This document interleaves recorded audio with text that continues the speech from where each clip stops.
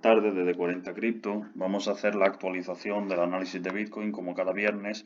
En primer lugar, como siempre hacemos básicamente un repaso para ver los aciertos o errores que hemos podido cometer en los análisis que realizamos semanalmente de Bitcoin, y para ello, pues bueno, recordamos lo que dijimos en el análisis del lunes en cuanto al precio de Bitcoin.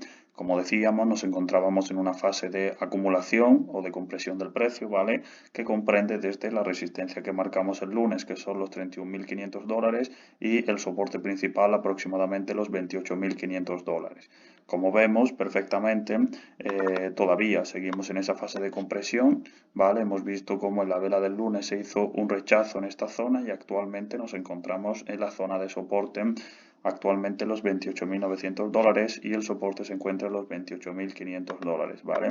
Que el rectángulo blanco que tenemos aquí marcado, que coincide con los soportes de julio, junio y en su caso de enero, ¿vale? Los soportes de 2021 que fueron rotos, pero con una grandísima vela de absorción de liquidez para volver a la zona. Así que veremos cómo evolucionan. Por ahora está aguantando, como digo, el soporte principal. Pues bueno, eso es lo que decíamos el lunes, que íbamos a tener Bitcoin en esa zona. Pues bueno, por el momento seguimos teniendo a Bitcoin en esa zona. Se intentó en la vela del lunes superar los $31.500 sin éxito, y por otro lado hoy se está intentando romper el soporte, aunque a mi parecer, y a falta, como digo, de más de 7 horas para que cierre la vela diaria, no creo que efectivamente se vaya a producir la ruptura en el día de hoy, salvo sorpresas, ¿vale? Y más en la hora en la que estamos, ¿vale? Entonces, como digo, seguimos en una fase de compresión desde el 9 de mayo, ya llevamos casi 10 días en esta zona, ¿vale? En la que se están produciendo pocas fluctuaciones, en donde es mucho más difícil operar el rango, ¿vale? Y en donde, bueno, por el momento seguimos aprovechándonos tanto en long o en short, asumiendo las pérdidas cuando es necesario y obteniendo mayores beneficios en los targets alcanzados para seguir evolucionando positivamente en el Excel de resultados de este mes, ¿vale? Como digo, seguimos en la zona y el problema, por así decirlo, va a venir en el momento en el cual se produzca la ruptura. Es decir, puede ser un problema o una ventaja, según para quien esté interpretando el análisis, pero básicamente tenemos una zona de unos $2.000, que son los 31.500 y los 28.500, en donde tenemos el precio y en donde el movimiento fuerte, por así decirlo, se va a producir cuando se produzca la ruptura, ya sea de los 28.500 o de los $31.500, ya sea, como digo, al alza o a la baja. Dijimos el lunes que en caso de romper a la baja podría ir a buscar los $26.500 aproximadamente, o incluso caer hasta los $25.000, que digo ahora, ¿vale? ¿Por qué digo estos importes? Pues bueno, como ya sabéis, tenemos un gap de volumen en el CME que habitualmente suelen ser tapados, aunque como digo, en la actualidad tenemos dos, uno al alza y otro a la baja. Tal y como se está poniendo el mercado, no sería raro esperar que se produzca por lo menos el cierre total de este gap antes de relanzar el camino alcista, y en caso de que lo tome. Por lo tanto, si Bitcoin continúa cayendo en el gráfico de Binance, es decir, en el gráfico que utilizamos para analizar con el par USDT, no sería raro ver a Bitcoin aproximadamente en esta zona de los 26.500 para comenzar a cubrir el gap, e incluso de los $25.000 en caso de que quiera llegar a cubrir el gap completo, ¿vale? Por lo tanto serían nuestros soportes. Sin embargo, como digo, sigo pensando que en el día de hoy no se va a producir la ruptura de este soporte y que por lo menos estaremos esta semana lateralizando en esta zona, ¿vale? Y buscando, como digo, pues si hoy cerramos en esta zona, pues buscaríamos mañana y pasado un impulso para seguir manteniéndonos en la misma. Como digo, lo importante será cuando se produzca la ruptura de esta zona. Teóricamente, y tal y como está la situación económica, lo normal es que se dé a la baja y que por tanto busque el soporte ya mencionado de los $26.500, y en su caso de continuar para cubrir el gap mencionado llegue hasta los $25.000 aproximadamente.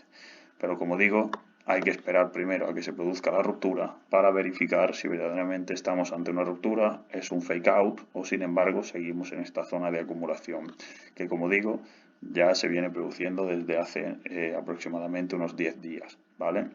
Posteriormente, como ya venimos haciendo, nos vamos a ir al gráfico de la dominancia de USDT, ¿vale? Este gráfico es importante porque, como ya explicamos en las clases de la comunidad, nos refleja información sobre la cantidad de USDT que hay en el mercado, ¿vale?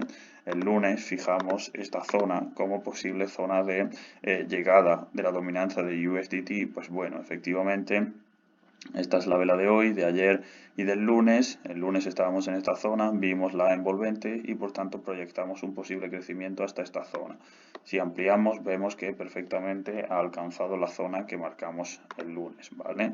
Así que bueno, la dominancia de USDT, o por lo menos la parte del análisis que va destinada a la misma, se ha cumplido. Como veis, puedo volver a trazar, en su caso, la línea y se encuentra perfectamente en el rectángulo que habíamos mencionado, ¿vale? Entonces, eliminamos ese rectángulo que ya se ha alcanzado, hemos dejado el anterior porque es una zona en donde se alcanzó un gran nivel de dominancia y posteriormente desde ahí ha caído, ya sea para invertirse en Bitcoin o en otras altcoins o simplemente para retirarse del mercado.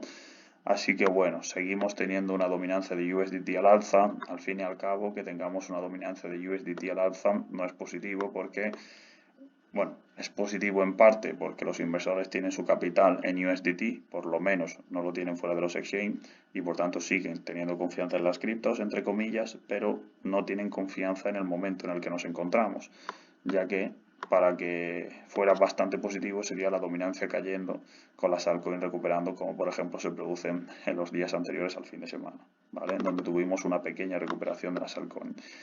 Por lo tanto, para proyectar un crecimiento superior de la dominancia de USDT, si consideramos, como os había dicho antes, que en realidad el precio de Bitcoin no rompa el soporte que venimos mencionando, podríamos esperar que la dominancia de USDT caiga a esa zona, que coincide en su caso con el 1,61 de Fibonacci y en su caso con del retroceso, perdón, que no lo haya comentado, y en su caso con el 1,27 de la extensión de Fibonacci. Entre el 6,19 y 6,11% podría ir la dominancia de Bitcoin, del USDT, es decir, caer hasta esta zona, hasta este rectángulo que acabamos de dibujar, lo que sería positivo porque si la dominancia cae, lo que se traduce habitualmente es una inyección de capital en Bitcoin y por tanto en las altcoins para lateralizar, que es lo que creo que se va a producir en los próximos días en el canal que hemos marcado de aproximadamente unos $2.000, produciéndose un crecimiento desde la parte baja del canal, como ya hemos visto, hacia la parte alta, tanto en el día de mañana como pasado mañana,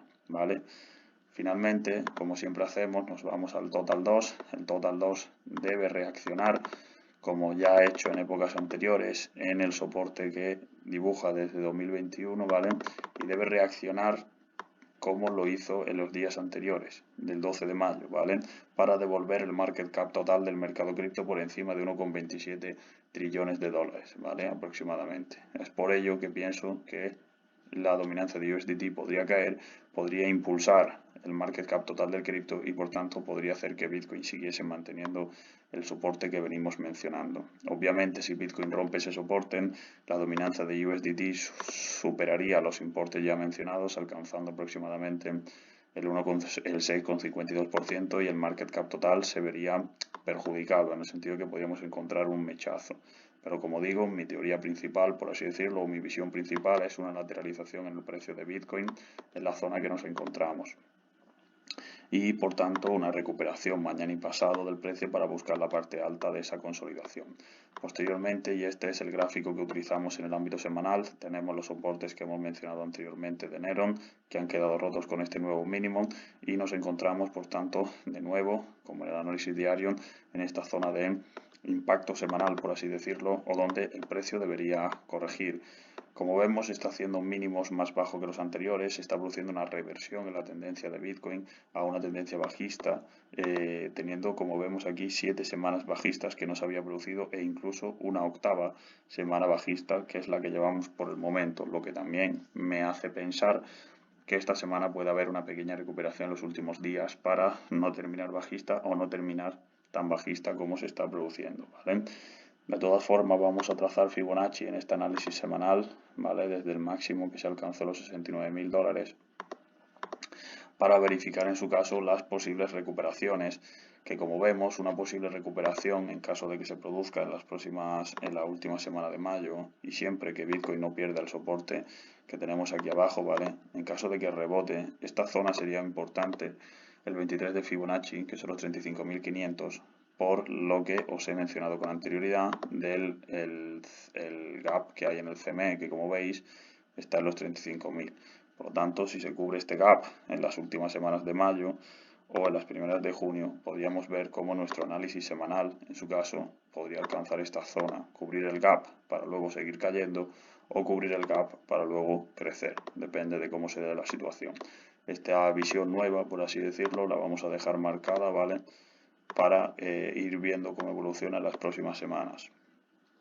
Y bueno, en definitiva, volvemos al gráfico de la dominancia. Nos vamos a ir de nuevo a temporalidad diaria, ¿vale?